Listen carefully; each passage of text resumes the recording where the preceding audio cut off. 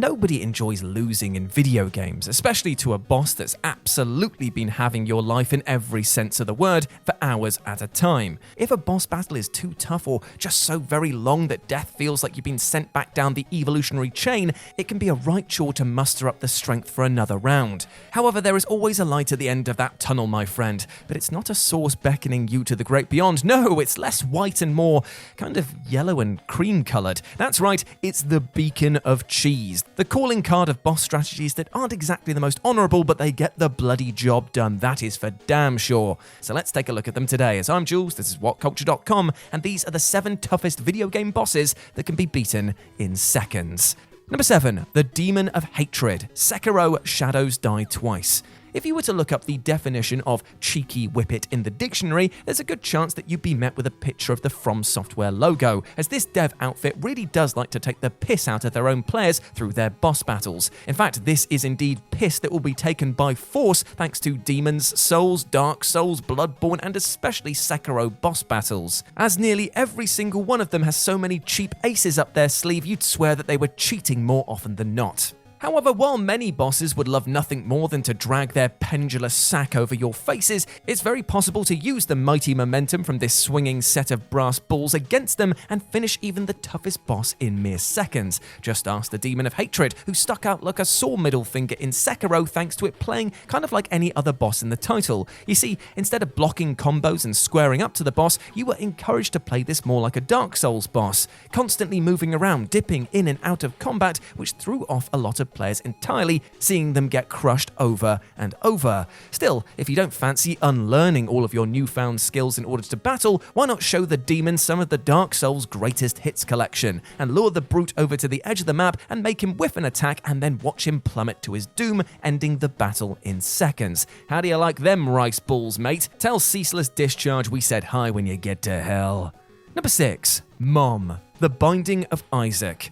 The Binding of Isaac series is a wonderful slice of gaming bastardry, as not only can it provide joy by the metric shed-load thanks to its piano-wired tight gameplay, but it can also absolutely garrote the life out of players in a single motion thanks to its noxious cocktail of brutal bosses and RNG loot drops. You can go on a monstrous run kitted out with some of the best equipment, only to fall and then restart and struggle for hours getting through the opening sections with gear that just seems to be insulting on every conceivable level. However, no matter how long it takes you, it can only end one way, and that is with a confrontation with Mom. Now, normally this boss battle can and will absolutely ruin you, thanks to the near-endlessly spawning enemies, grabbing hands, rocky arena, and of course, a leg drop that would make even the leathery-skinned Hulk Hogan go, "Whoa, brother." However, in a moment so tongue-in-cheek that it burrows through to the other side of your face, the game allows for a near-instant kill against this boss using nothing but the power of Jesus. More specifically, Isaac can use the Bible's special item in this battle once it has been sufficiently powered up for a one-hit kill against Mom. It's rather ironic to use her own faith against her as a weapon, but lest we not forget, it's this religious zealotry that has gotten you into this mess in the first bloody place. Number 5, JEGA, Halo Infinite. Halo Infinite may indeed be setting the world on fire at the moment thanks to its incredibly tight and addictive multiplayer, which has finally started getting some actually decent modes, but on the other side of the coin, in the single-player experience, a different heat was being generated by the way that some of the bosses present rub their crotches right in your grill over and over. From mini-bosses rocking specialized equipment, brutes that launch you across the map like a green marble with their gravity hammers, and bastard jumped-up elites who cloak themselves and then skewer through your armor like it was made of tin, there's a lot out there looking to turn Chief into a right old chump. Yet, it's not impossible to utterly cheese these fights to unparalleled levels. Just ask our mate JEGA here, who while rocking a rather deadly pair, that is right, pair of energy weapons, can be sent into the great beyond in mere seconds with some careful planning. While that 1-2 punch of his will definitely kill Chief in a single combo, you can gather fusion coils and place them right behind the hologram before triggering the boss fight, as well as grabbing the shotgun, and then laugh your ass off when he steps up onto the plate, only to have his shields obliterated by you triggering a massive explosion and then filling him with so much lead that he'd sink in a lake through sheer weight of pellets alone. It's quite funny to see one of the most built-up encounters downed in seconds, but then again, remember, you are the Master Cheese after all. Number 4, Traitor Lord, Hollow Knight. While Hollow Knight's aesthetics look like butter wouldn't melt in its mouth, this is a rabid dog that will clamp down on you given half the chance. And there are so many bosses present that will squish you like the actual bug you are over and over. Yet, as with even the mightiest warriors of legend, each of them has a potential weakness. And for some, it's pure and utter stinky cheese that will see them done in. Take, for example, the Traitor Lord, a usually rock-solid boss battle that can be over in moments if you're not prepared. Yet, by the same metric, if you do prepare, then this can turn the tables quite expertly on our little lord over here. All you have to do to knock this regal rotter down a peg is create a minion build, aka cover yourself in items and objects that draw little bugs to fight on your behalf, and when the battle begins, just head to the right of the stage, jump up as high as you can, and hug that wall with all your might. This way you can avoid nearly all of the lord's attacks. All you gotta do is just dodge the wave attack and then grab the wall again, and let your minions do all the work. In under a minute, the beast will keel over dead, and you'll not have even broken a bloody sweat. Number 3. Frank Horrigan, Fallout 2. Frank Horrigan, in short, is something of a literal monster in the Fallout universe. First and foremost, he is a hulking slab of muscle and rage that has been carefully poured into a suit of power armor, making him quite possibly the most intimidating foe in the entire game. Hell, his weapons are so powerful that the devs struggled to come up with names befitting them, and so just went with End Boss Plasma Gun and End Boss Knife. Pretty fitting if you ask me. As you might expect, battling him is an utter chore, especially if you have low stats, because he'll even get to act twice before you even draw your guns. Yet, if you've got high luck, a decent speech skill, and a light on your feet, you'll be able to make this end boss a damn sight easier and a whole lot quicker. You see, before you reach Horrigan, you'll encounter Granite's EC squad, who have been booted out of their room on Horrigan's orders. If you're able to pass a speech check, then they will join you on your escape, providing ample bodies for Frank to chew through.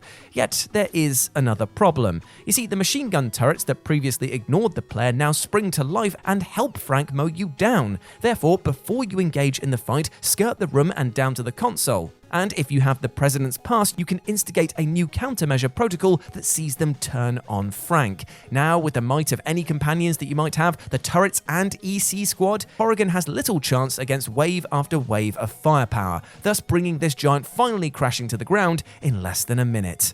Number 2. Doppelganger Fiend Library Battle, Ninja Gaiden Master Collection. So to call the 2004 Ninja Gaiden game rock solid is actually an insult to Wurtzite Boron Nitride, because this title, and indeed this series, may well be the toughest material in the known world to get through. Coming up and then getting obliterated over and over by the challenges presented to players in this game is less like smashing your face against a wall over and over, but the title actively gripping the back of your head and saying, "Let me help you there, bud." It does not let up even for a second, and only gets worse when it comes to boss battles. Yet one in particular stands out as a pure piss boiler, and that's the clone battle that you have partway through the game. As here, it's like Ninja Gaiden is now adding the "stop hitting yourself" chant to the aforementioned face grinding. The clone moves at lightning speed and of course uses some of the tricks that you can. Well, that is, except for one. If you're lightning quick and hop up the arena to a small walkway near the top and whip out your lunar staff, you'll be able to execute an utter cheese strategy. Just as your idiot clone self launches off the wall to reach the platform you're on, push forward and attack to begin the Lion's Rage combo, which will spin the staff around your body. This will hit the clone before he lands, knocking him off the ledge and back down. Rinse and repeat for about, 2 minutes, and you, my friend, have one very dead and one very humiliated copycat boss. And number 1, GANDOHAR, Two Worlds. So, imagine this. You're the big evil of the land, and everyone and anyone worth their salt knows that you are so scary and overwhelmingly powerful that it's in their best interest to pre-fill their trousers with dung to save both you and them some time. Hell, you're so utterly terrifying that entire cities have been left vacated because your shadow graced the town wall once, about 10 years ago. Well, that's the image that GANDOHAR, the final boss from the utterly bonkers and broken RPG experience known as Two Worlds, is meant to conjure. And for the most part, he does, except that is when he pisses off the wrong group of peasants. You see, in Two Worlds, GANDOHAR actually spawns in the open world just outside of a nearby starting village, and will most assuredly hand you your own ass should you try and ruffle his feathers. Yet, if you aggro GANDOHAR and then retreat into the nearby town, there's a good chance that the mighty warrior's spells will inflict some splash damage on one of the inhabitants, and trust me, this was his first and last mistake, as the peasants are immune to his attacks at this point, but can still be aggravated because of them, the entire town descends and attacks without remorse. Now, their attacks individually don't do much damage, but together it's death by 1,000 tiny manure-encrusted cuts. All you have to do is sit back and watch as the final boss of this game is downed in less than 2 minutes, and also laugh your ass off. And there we go, my friends. Those were the 7 toughest video game bosses that can be beaten in seconds. I hope that you enjoyed that, and please let me know what you thought about it down in the comments section below. As always, I've been Jules. You can go follow me over on Twitter at RetroJ0, or you can swing by Live and Let's Dice, where I do all of my streaming outside of work, and it'd be great to see you over there. But before I go, I just want to say one thing. Don't let anything in life try to boss you around like some of these critters that we face today, because you deserve love, happiness, and success. We all do as human beings, and I want you to go out there and try and achieve those goals today. I believe in you, and you need to believe in yourself too, you massive ledge. As always, I've been Jules. You have been awesome. Never forget that, and I'll speak to you soon. Bye.